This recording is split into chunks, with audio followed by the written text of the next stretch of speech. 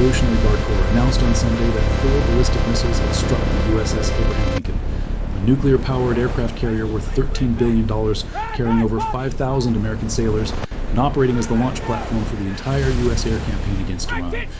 CENTCOM responded within hours. They called it a lie. They said the missiles did not even come close. They said the Lincoln was still launching aircraft. And then they confirmed, without saying it directly, that Iran had, in fact, targeted the Lincoln with ballistic missiles, that those missiles had been fired in the direction of the carrier, and that the Lincoln had taken defensive action. Here's the part that nobody is explaining clearly. The question is not whether Iran hit Abraham Lincoln. CENTCOM confirmed they did not. The question is what it means that Iran tried, what it tells you about Iran's military capability, about the vulnerability of a $13 billion warship in a modern drone and missile war, and about what happens the next time Iran fires and the intercept is not clean.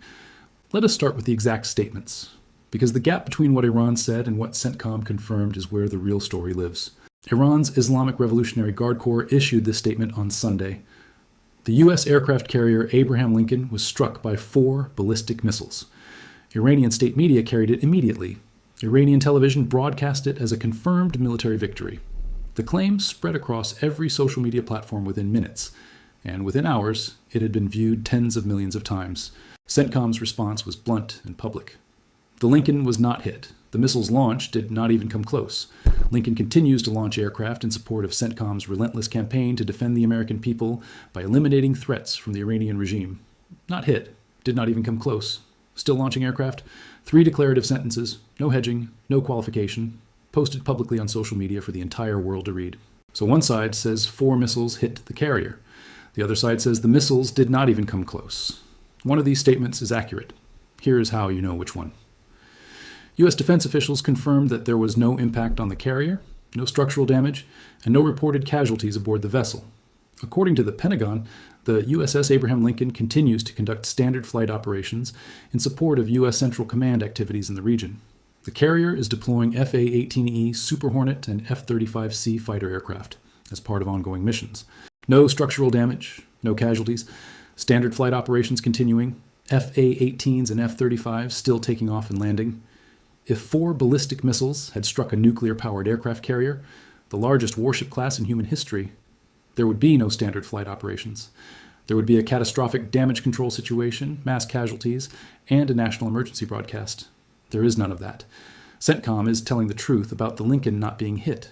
But here is what CENTCOM also confirmed, and what they said much more quietly.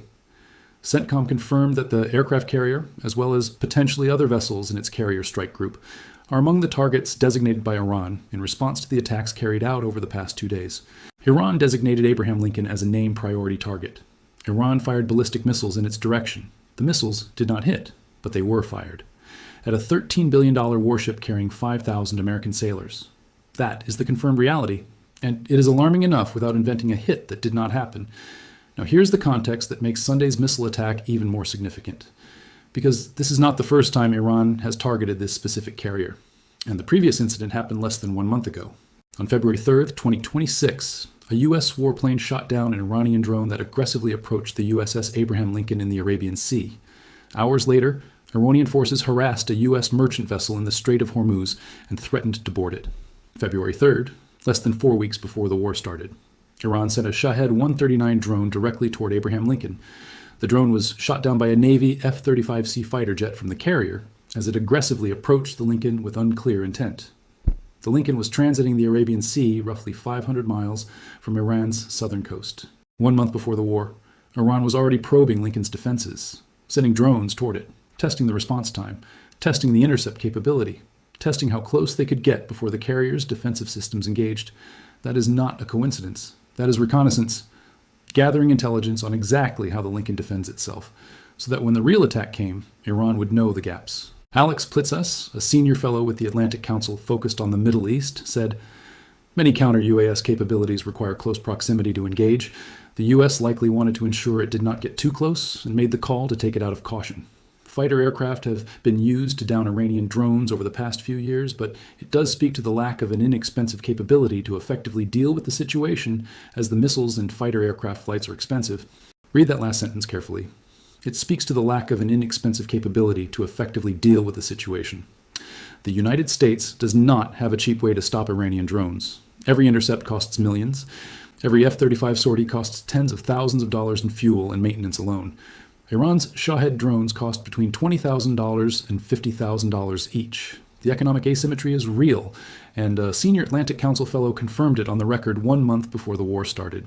Now here's the military reality that the Pentagon's public statements carefully avoid. Because the vulnerability of aircraft carriers to modern drone and missile swarms is the most important and least discussed strategic issue of this entire conflict. 2 U.S. aircraft carriers, the USS Abraham Lincoln and the USS Gerald R. Ford, were in the Middle East when the strikes on Iran began. The Lincoln was in the Arabian Sea and the Ford in the Mediterranean off Israel. 2 carriers, one in the Arabian Sea, within range of Iranian ballistic missiles, one in the Mediterranean, farther from Iran, but now exposed to Hezbollah's missile arsenal from Lebanon, both simultaneously being used as launch platforms. Both were simultaneously designated as Iranian targets.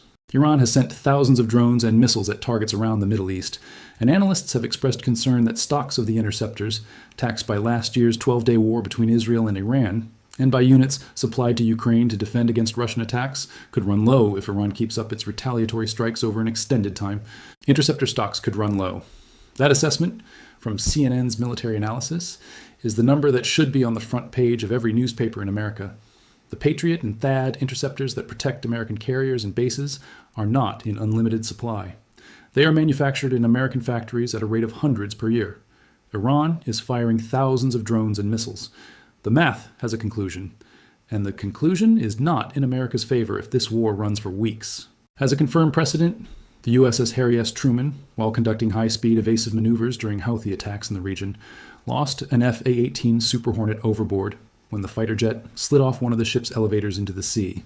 The aircraft, which belonged to Strike Fighter Squadron 136 Nighthawks, could not be secured in time and slid into the sea from one of the ship's elevators. No Iranian weapon hit Truman. High-speed evasive maneuvers, the defensive action the carrier took to avoid Iranian weapons, caused the loss of a $67 million fighter jet. The carrier defended itself successfully, and it still lost a Super Hornet in the process. That is what modern carrier defense looks like in an active missile threat environment. And the Lincoln is now operating in exactly that environment, every hour of every day. Now, here is the strategic logic behind Iran targeting the carrier. Because it is not primarily military, it is psychological and political. The USS Abraham Lincoln is not just a weapons platform. It is a symbol. It is named after America's most beloved president. It costs $13 billion. It represents American naval supremacy, the doctrine that the United States can project lethal air power anywhere on Earth from international waters that no enemy can control. If Iran hits the Lincoln, even partially, even with minor damage, even with a single drone that reaches the flight deck, it shatters that doctrine in front of the entire world. China is watching. Russia is watching. North Korea is watching. Every adversary that has spent decades studying how to defeat American carrier strike groups is watching Iran's targeting attempts and logging every data point. What weapons does Iran use? What approach vectors? What happens to the intercept systems under sustained pressure? How does the carrier maneuver? Although the statement indicates that the missiles launched did not even come close, the threat they represent, as well as the actions and precautions that ships must adopt, should not be taken lightly. Should not be taken lightly. That is a military analysis publication telling you directly. Do not let CENTCOM's confident denial make you dismiss what Iran attempted. The attempt itself is the intelligence operation. Every missile fired at the Lincoln, whether it comes close or not, teaches Iran something about American carrier defense that Iran did not know before it fired. So here is where this stands. Iran fired 4 ballistic missiles at the USS Abraham Lincoln. CENTCOM confirmed the missiles did not hit and did not come close. The Lincoln is still launching aircraft. Iran's claim of a hit is false. And here's the question CENTCOM's statement does not answer. How close did they actually come? CENTCOM confirmed the attempt. CENTCOM confirmed that Lincoln took defensive action. Officials did not disclose the precise distance between the missiles' trajectories and the carrier's location, nor did they specify the number of missiles launched beyond acknowledging the attempted strike. They will not say how close. They will not say exactly how many missiles were fired. They will not describe what defensive systems engaged or how much interceptor capacity was consumed, stopping 4 ballistic missiles aimed at a carrier. They confirmed enough to deny the Iranian claim and nothing more. Iran will fire again. The Lincoln is a named priority target. The IRGC has publicly committed to targeting American carriers. The interceptor stockpile concern is real and confirmed by multiple analysts. And the precedent from the USS Truman proves that even successful defense of a carrier can cost America a $67 million fighter jet. CENTCOM said the Lincoln was not hit, and the missiles did not even come close. That is confirmed, and that is the truth. What is also confirmed is that Iran fired ballistic missiles at the most valuable warship in the United States Navy, and will almost certainly fire again. The Lincoln is still launching aircraft. For now.